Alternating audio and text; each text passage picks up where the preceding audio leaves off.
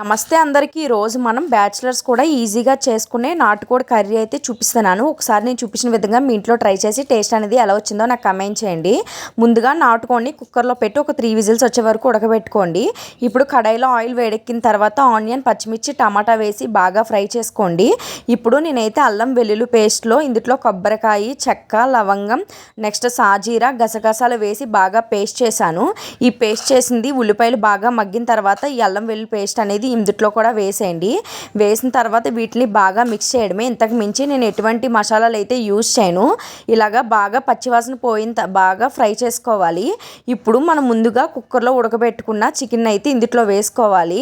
నేను కుక్కర్లో చికెన్ని ఉప్పు, కారం, పసుపు, కొంచెం అల్లం వెల్లుల్లి పేస్ట్ వేసి ఉడకబెట్టాను. టేస్ట్ అనేది బాగుంటుందని. చూస్తున్నారా, ఇలా ఉడికే కొద్దీ దగ్గరికి అనేది అవుతుంది. ఆల్రెడీ కుక్కర్లో ఉడికింది కాబట్టి ఇక్కడ ఇంకా ఉడికితే చాలా మెత్తగా అనేది ఉంటుంది. టేస్ట్ కూడా సూపర్గా ఉంటుంది. ఫైనల్లీ మన నాటుకోడి కర్రీ అయితే రెడీ అయిపోయింది. టేస్ట్ అయితే సూపర్గా ఉంది. మీరు మీ ఇంట్లో ట్రై చేయండి. ఇలాంటి మంచి వీడియోస్ కోసం మన channel subscribe, like, share and bye.